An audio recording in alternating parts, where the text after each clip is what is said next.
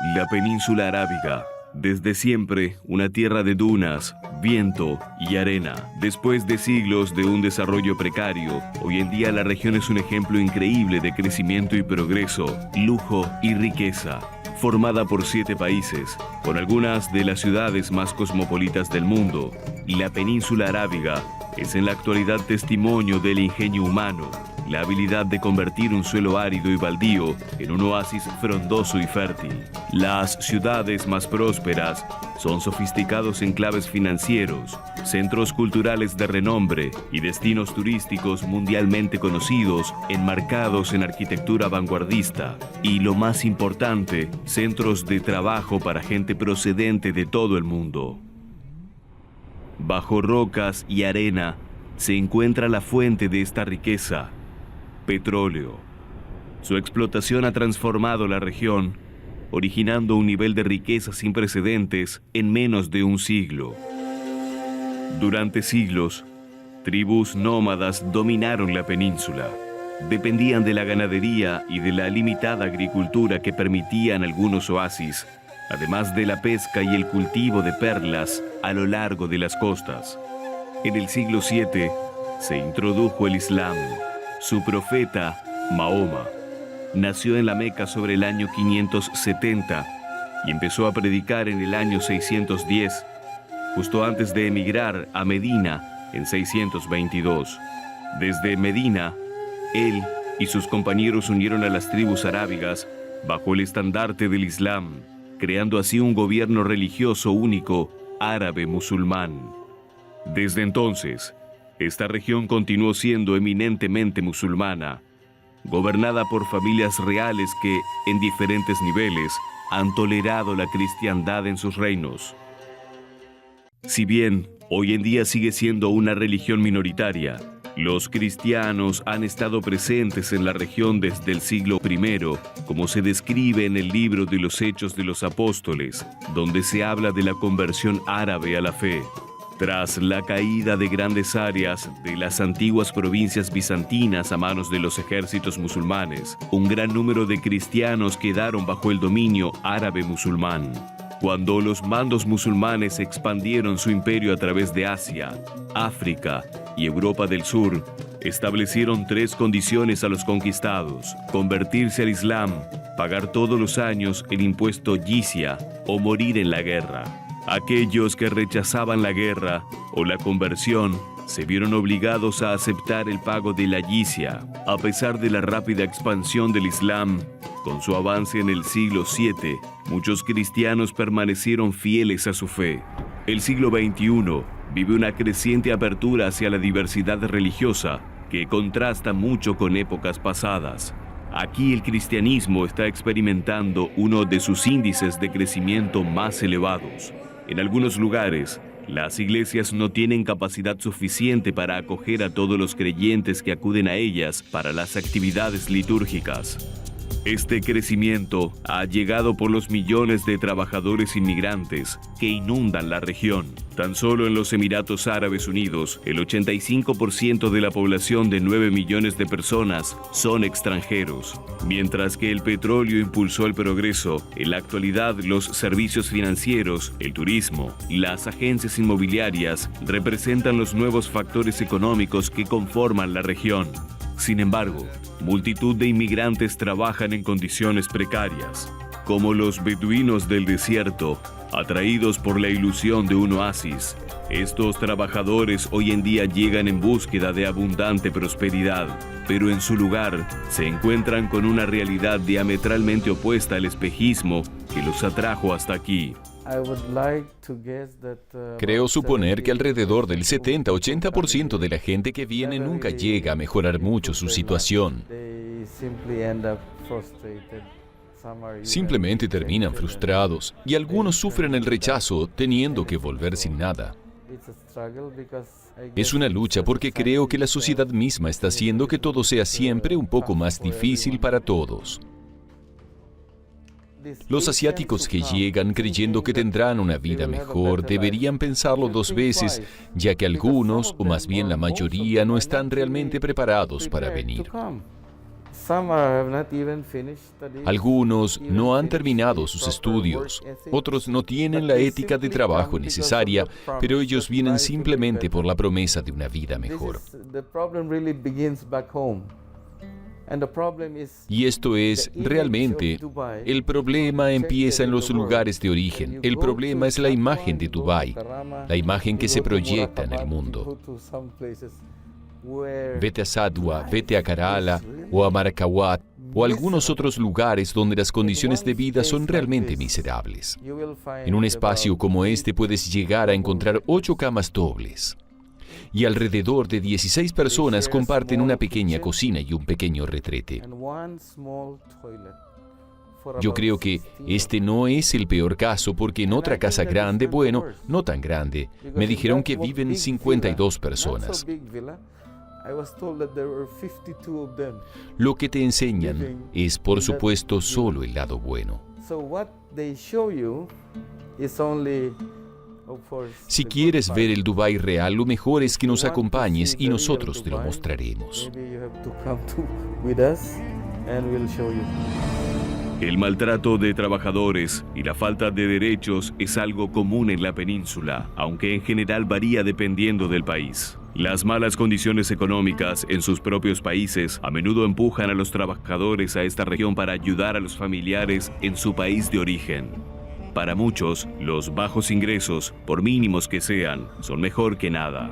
Desgraciadamente, muchos tienen que pagar comisiones a la gente que les consigue trabajo y en algunos casos, los visados de trabajo pueden costar más de un año de sueldo. Los sindicatos y las huelgas no están permitidos en la región y los trabajadores que se rebelan son deportados inmediatamente a su país. Turnos de 12 horas o semanas de 7 días de trabajo sin ningún tipo de remuneración extra son comunes. Algunos consiguen mandar a casa no más de $100 al mes, inclusive trabajando 11 horas al día, 6 días a la semana. Los trabajadores empleados en oficios de baja calificación no pueden conservar sus pasaportes, sino que normalmente los guarda la empresa que los contrata para controlar su movilidad.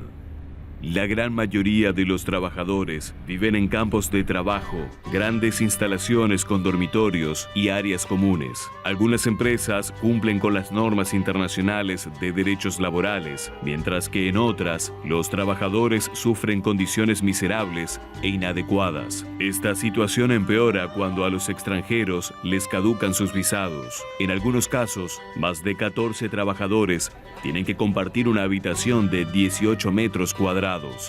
Las áreas que rodean a estos campos de trabajos las llaman ciudades de hombres, donde miles de trabajadores viven vidas solitarias junto con sus compañeros varones. Las mujeres también sufren condiciones similares, y en un lugar donde millones de hombres y mujeres comparten estas penalidades, la soledad persiste. A menudo, los contratistas se retrasan a la hora de pagar los salarios a los trabajadores. Al no haber aparatos legales que les defiendan, no es inusual que al final queden trabajadores sin pago. Quedan atrapados, no pueden permitirse comprar un pasaje para volver a su país o pagar las multas por quedarse en el país de forma ilegal. Debido a los núcleos para ultra ricos, en algunas de estas ciudades la comida es cara y los trabajadores gastan más de un tercio de su salario solo en comer. No existen sistemas de pensiones. Cuando los trabajadores cumplen 65 años, se les envía de vuelta a sus países sin ningún tipo de retribución económica, teniendo en cuenta que legalmente aquel que no tenga trabajo deberá abandonar el país en un plazo de 30 días. Tenemos alrededor de 9 millones de habitantes, de los cuales solo 1 millón es local. Los emiratíes son ciudadanos y los 8 millones restantes son los llamados expatriados, extranjeros procedentes de diferentes naciones. Y aquí tenemos viviendo, podemos decir, a 2 clases de personas: los locales, que tienen mejores casas, mejores servicios sanitarios, escuela gratuita, mejores salarios por el mismo trabajo, hablan árabe entre ellos y tienen su propia cultura y tradiciones y costumbres, mientras que todos los expatriados pertenecen a mundos distintos, culturas diferentes y un estilo de vida totalmente distinto.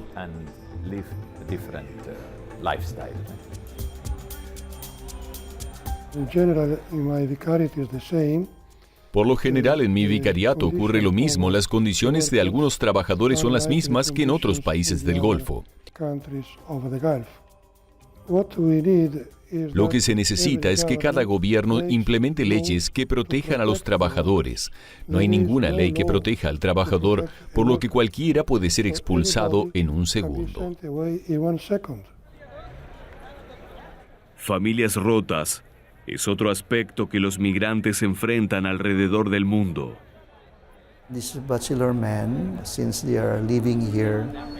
Estos hombres solteros viven aquí solos, lejos de sus familias, y a veces se encuentran en la necesidad de estar con alguien. Esta es la razón por la que aquellos que están aquí sin sus familias comienzan una relación.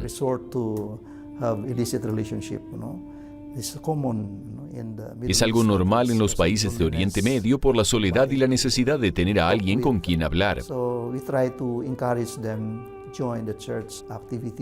Intentamos animarlos a participar en las actividades de la iglesia porque si están solos en casa o trabajando, es común que tengan también vida nocturna. Es algo normal aquí, es muy común, no solo los solteros, sino también mujeres que no están casadas.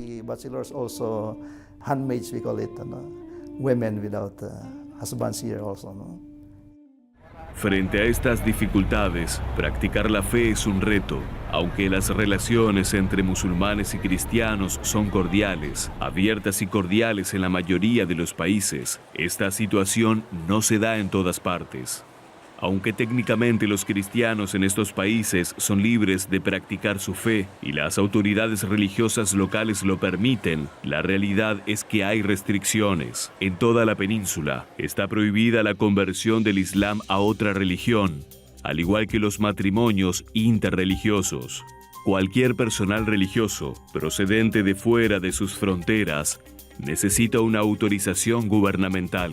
Las normas que limitan la construcción de edificios religiosos y prohíben los símbolos religiosos en la arquitectura exterior son muy estrictas. Los seminarios católicos están prohibidos dentro de sus territorios.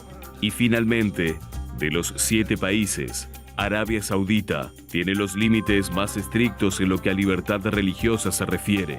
No puede haber edificios religiosos. No está permitido llevar Biblias en lugares públicos. No se pueden celebrar reuniones religiosas sin autorización. De hecho, los creyentes no pueden llevar en público cruces o importar artículos religiosos como rosarios o Biblias. Para hacer justicia, cabe mencionar que hay algunos casos donde las autoridades locales y también las familias reales muestran gran tolerancia frente a otras religiones. El problema no reside en los musulmanes normales. El 95% de los musulmanes son moderados. Solo el 5% son fundamentalistas y este 5% hace mucho ruido, por lo que se tiene la impresión de que todos los musulmanes son como ellos. Esto no corresponde con la realidad. Los cristianos mantenemos una relación mucho más estrecha con los musulmanes moderados que con ese 5% de fundamentalistas. En general, las relaciones son buenas y no puedo decir que los gobiernos intenten hacer proselitismo, no es así. Hay fundamentalistas que intentan proselitizar, convenciendo a cristianos para que se conviertan al Islam, pero esa no es la política del gobierno. Para promover un desarrollo rápido, los países árabes han prometido una mayor libertad religiosa, aunque siempre está regulada de forma muy estricta y siguen sometidas a medidas extremas y abusos. Una iglesia católica en auge se encuentra cara a cara con estas situaciones. Sabemos que en una sociedad islámica no tenemos los mismos derechos ni las mismas libertades. Basta el simple hecho de ser extranjero en el sentido civil de la palabra. Por supuesto, yo siempre digo que para la iglesia no hay extranjeros, pero para la sociedad civil sí. Nadie tiene la nacionalidad de este país y esto nos coloca en una situación particular. Y es que ser cristiano significa ser una minoría en la sociedad musulmana que está bien establecida desde hace siglos. Y esto crea a veces el sentimiento de que no contamos con todos los derechos con los que podríamos disfrutar en otros países. Pero volviendo a la vida diaria en la iglesia, tengo que decir que podemos vivir aquí, especialmente en los Emiratos Árabes Unidos, con una libertad de culto aceptable. Con este trasfondo, la vibrante vida de las parroquias y los centros religiosos es no menos que sorprendente. Esta es una región de superlativos. En Abu Dhabi se encuentra el hotel más lujoso del mundo y la mezquita más grande del mundo. En Qatar se está construyendo el aeropuerto más grande del mundo. Y en Dubái, sede del edificio más alto del mundo. Y aquí también podemos encontrar la parroquia católica más grande del mundo. El número de feligreses es alrededor de, aproximadamente, no es fácil de cuantificar, pero aproximadamente pueden ser entre 300,000 y 400,000.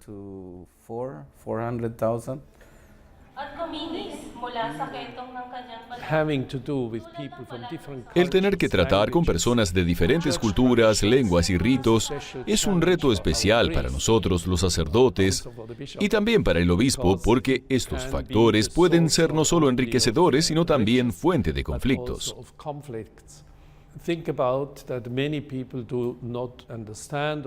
Piensa que hay mucha gente que no entiende o que no habla bien inglés.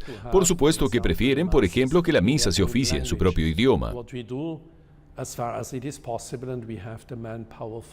Lo que hacemos dentro de lo posible es que aunque utilicemos el inglés como lenguaje común para los asuntos diarios y la mayoría de las oficinas que tenemos, también celebramos misa en tangalo, malayan, kerlite, konkani, en muchos idiomas diferentes.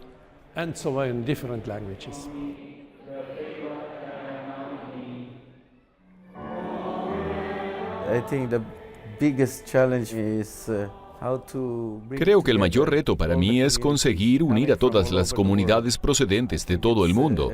Creo que este es el deseo de cada párroco en este lugar del mundo. No es fácil. Tenemos que tomar en cuenta no solo el idioma, sino también los ritos. Y esto es algo que nos une a todos, pero que en la práctica también nos separa.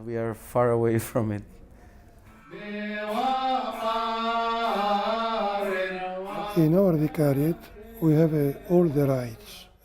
nuestro vicariato practicamos todos los ritos que se conocen. Hay 8 ritos orientales y 6 de origen árabe de Antioquía, en general bizantinos y 2 más procedentes de la India. Esto es 8 ritos orientales más el rito latino, son 9 ritos en total. Por ejemplo, en Kuwait celebramos 5 ritos en una misma iglesia.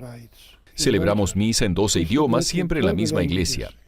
Así que necesitamos a sacerdotes procedentes de diferentes ritos.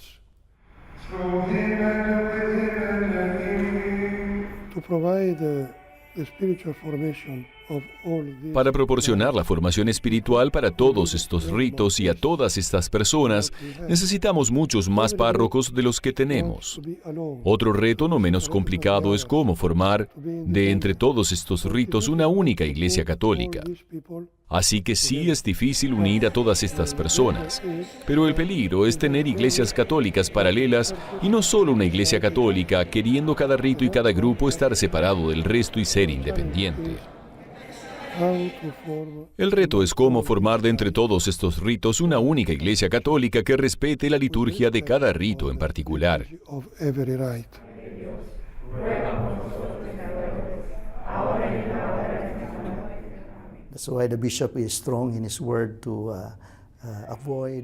Nuestro obispo es firme en su condena al exclusivismo, buscando permanecer unidos a pesar de nuestras diferencias. Padre, Hijo y Espíritu Santo, descienda sobre todos nosotros. La parroquia se vuelve para ellos el lugar de reencuentro con su identidad y cultura. Se vuelve un punto de referencia. En base a unos criterios determinados, podemos decir que en Bahrein hay 140,000 católicos, en Qatar alrededor de 350,000, en Kuwait entre 350 y 400,000, y en Arabia Saudita 1,5 millones. only Catholics.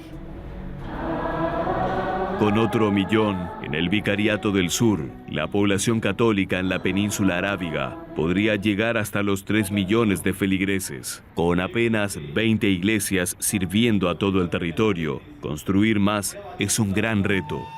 Gracias al generoso regalo de un terreno que el rey de Bahrein cedió, el vicariato enfrenta el reto de construir una catedral aquí, dedicada a Nuestra Señora de Arabia, patrona de toda la península. Será un rayo de esperanza para todos los cristianos, un símbolo de la continuidad de la fe en esta importante región. The new cathedral should take at least 2,000 people.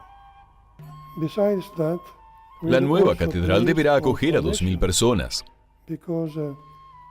Además de eso, necesitamos espacio para la formación, porque no basta para formar a un cristiano solo con recibirle en misa. Aquí los cristianos tienen una vida muy dura, no solo a causa del gobierno, sino porque dejaron su propio país, dejaron sus familias, dejaron sus parientes, dejaron sus amigos. Están solos aquí.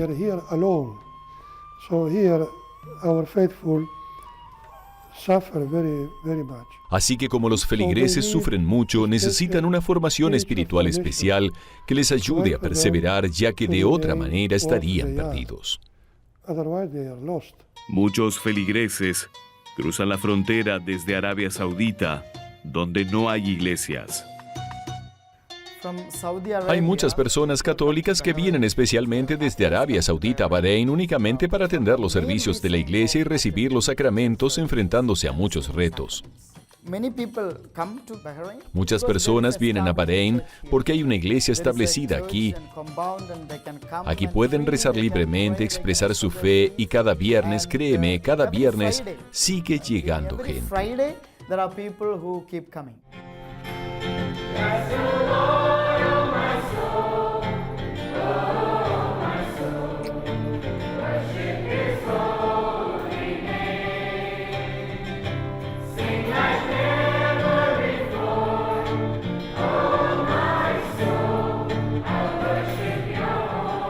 El horizonte al que se dirige la Iglesia Católica en Arabia está claramente marcado por el énfasis en la formación y la catequesis para los niños en las parroquias y los colegios. Ellos son los que en el futuro servirán de puentes entre las culturas, uniendo todas en una única comunidad fraternal.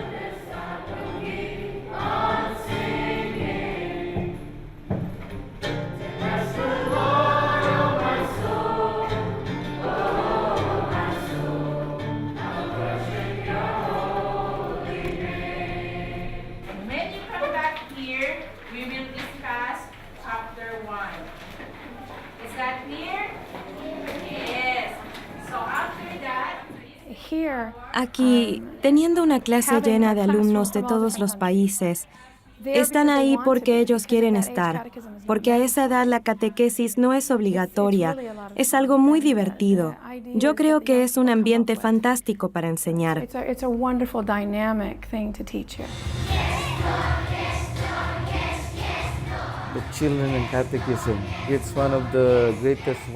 Los niños en la catequesis es una de las grandes maravillas del mundo que se pueden encontrar aquí en Dubái, porque no creo que se pueda encontrar otra parroquia con 6.000 niños que atiendan la escuela dominical. Y también es asombroso cómo las hermanas organizan este programa y la educación es excelente. Porque los profesores y los catequistas tienen títulos de máster y es muy inspirador ver los frutos. Los niños están entusiasmados por venir y aprender de manera muy efectiva.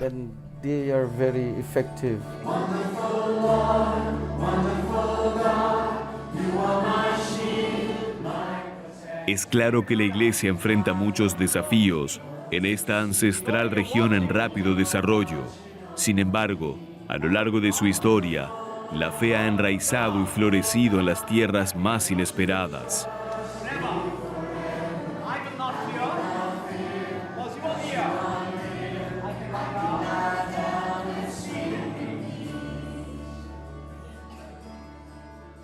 A pesar de todas las dificultades a las que se han enfrentado los cristianos aquí, Hay muchas razones para tener esperanza y pocas dudas de que la Iglesia puede seguir creciendo y prosperando entre la arena, las rocas y la cambiante cultura de la península arábiga.